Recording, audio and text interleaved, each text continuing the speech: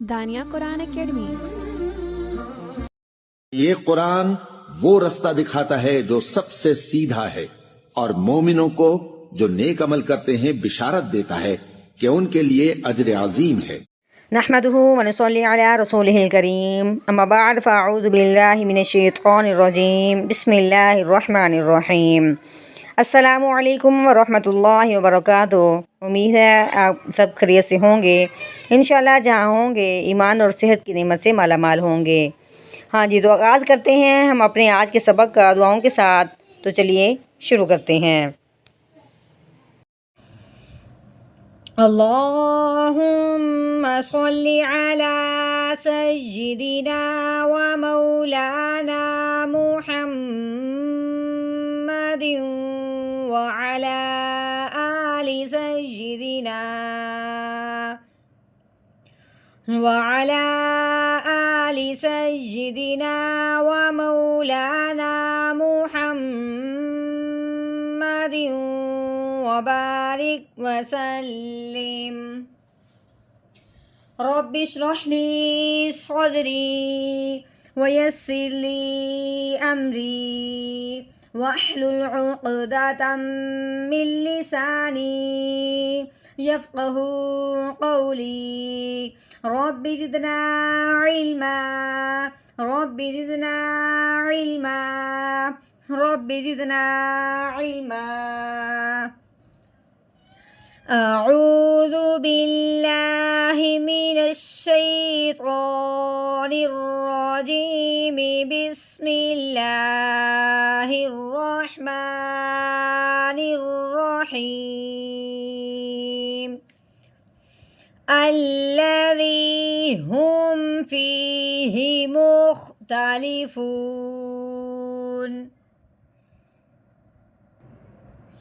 ہاں جی، آج کے سبق میں ہماری جو بات ہونے والی ہے وہ ہے حمزہ کی۔ حمزہ وہ والا حمزہ جو حمزہ وصل ہے، ٹھیک ہے، حمزہ وصلی۔ اب سب سے پہلے ہم نے یہ جاننا ہے کہ یہ الف ہے، الف کو ہم حمزہ کیوں کہہ رہے ہیں، ٹھیک ہے۔ الف جب اکیلا ہوتا ہے، خالی ہوتا ہے، اس کے اوپر کوئی زبر زیر پیش نہیں ہوتی، تو وہ الف ہمیشہ الف ہی رہتا ہے۔ اب یہ دیکھنے میں سے بالکل الف ہے، اس کے اوپر کوئی اعراب نہیں ہے، زبر زیر پیش نہیں ہے۔ تو اب ہم نے کیا کرنا ہے؟ تو سب سے پہلے ہم نے یہ جاننا ہے کہ جو آیت کا شروع والا حرف ہو، آیت کا پہلے والا حرف ہو، اس کے اوپر کوئی اعراب نہیں ہے، تو اس کا کیا کریں گے، کون سا اعراب لگائیں گے اس کے اوپر؟ ظاہر ہے آگے لام ہے، لام کے اوپر 3 دندوں والی شد لگی ہوئی ہے۔ شد والا جو بھی حرف ہوتا ہے وہ پچھلے والے کو اپنے ساتھ ملا لیتا ہے۔ اب اس سے پیچھے جاتے ہیں، اس سے پیچھے وقف ہو گیا، آیت مکمل ہو چکی ہے۔ آگے دیکھتے ہیں تو آگے الف ہے خالی، اس کے اوپر کوئی زبر زیر پیش نہیں ہے، تو اس لام کے ساتھ کس کو ملائیں گے؟ تو لام کے ساتھ ملانے کے لیے اس الف کو ہم نے حمزہ بنانا ہے، ٹھیک ہے۔ ہاں جی، تو حمزہ کیسے بنائیں گے؟ اس الف کو تو جاننا یہ سب سے پہلے ہے کہ اس الف کے اوپر زبر لگائیں گے، زیر لگائیں گے یا پیش لگائیں گے۔ تو یہ جاننے سے پہلے یہ سمجھ لیں کہ الف سے بعد والا جو حرف ہے وہ کون سا ہے، الف کے بعد والا حرف جو ہے وہ کون سا ہے؟ الف کے بعد والا حرف جو ہے وہ ہے لام۔ وہ کیا ہے؟ لام۔ ہاں جی، اگر تو الف کے بعد والا حرف ہمیشہ لام ہو، یعنی کہ ال والی بات ہو، ال کیسے بات ہو رہی ہے؟ ال، اگر حمزہ کو لام کے ساتھ ملائیں تو ال بنے گا، الذین ہے، الذی ہے۔ اگر ال والی بات ہو تو اس حمزہ پہ ہمیشہ زبر لگاتے ہیں، اس الف پہ ہمیشہ کیا لگاتے ہیں؟ زبر لگاتے ہیں۔ اب ہم نے کیا کرنا ہے، یعنی ہم نے جان لیا کہ الف کے بعد لام ہے، ال والی بات ہے، تو وہ الف کے اوپر اب ہم نے زبر لگانا ہے۔ زبر لگانے کی وجہ سے وہ الف کیا بن جائے گا؟ حمزہ۔ وہ الف کیا بن جائے گا؟ حمزہ۔ سب سے پہلی ہماری بات یہ ہے کہ اس الف پہ جو آیت کا پہلے والا الف آ رہا ہے اس پہ کون سا اعراب لگانا ہے؟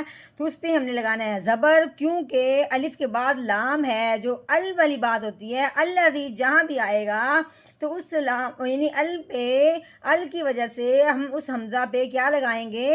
زبر لگائیں گے۔ یہ تو بات ہوگی کہ اس خالی الف پہ، خالی حمزہ پہ کون سا اعراب لگے گا؟ جو آیت کے شروع میں ہو تو وہ لگے گا زبر والا اعراب۔ دوسری بات کہ اس حمزہ کو حمزہ وصل کیوں کہا گیا. اس حمزہ کو حمزہ وصل اس لیے کہتے ہیں. وصل ہے جو وصل لفظ وصل اس کا مطلب ہے ملنا, آپس میں جڑنا, مل جانا, جڑ جانا. تو اب ہم نے کیا کرنا ہے, یہ جو حمزہ ہوتا ہے یہ پچھلے والے کے ساتھ مل جاتا ہے, جڑ جاتا ہے. یعنی کہ جب وہ پچھلے والا حرف اس کے ساتھ ملتا ہے حرف کے ساتھ, تو وہ جو درمیان والا حمزہ ہوتا ہے وہ گر جاتا ہے. یہ جو وصل کا مطلب ہوتا ہے یہ ملتے وقت گر جاتا ہے, جب یہ کسی سے نہیں ملتا تو پھر یہ حمزہ پڑا جاتا ہے. یہ ہے حمزہ وصلی.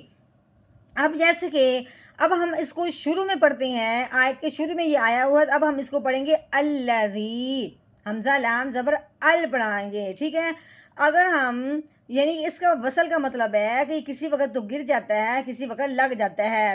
تو گرے گا کب, جب ہم پچھلے والے کو اس کے ساتھ ملائیں گے. تو ملائیں گے کب, جب ہم پیچھے وقف نہیں کریں گے. اگر ہم پیچھے وقف نہیں کریں گے تو پھر ہم نے کیا کرنا ہے, میم کو لام کے ساتھ ملا دینا ہے. درمیان میں جو حمزہ ہم نے بنایا تھا وہ کیا ہو جائے گا, گر جائے گا.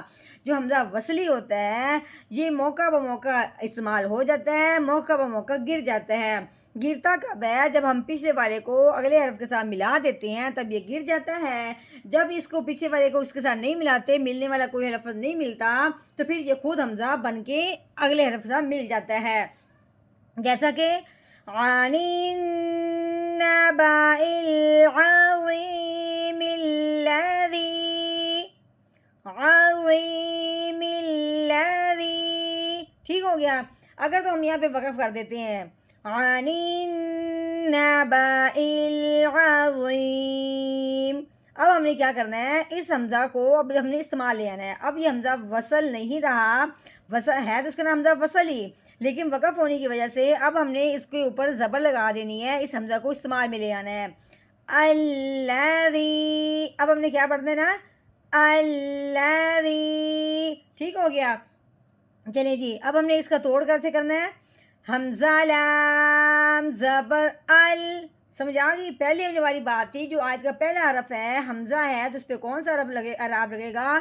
اگر تو ال والی بات آ جائے, حمزہ کے بعد لام ہے, ال بنے گا, الذی بنے گا, تو وہ ہم نے کیا کرنا ہے, اس حمزہ پہ ہمیشہ زبر لگانی ہے.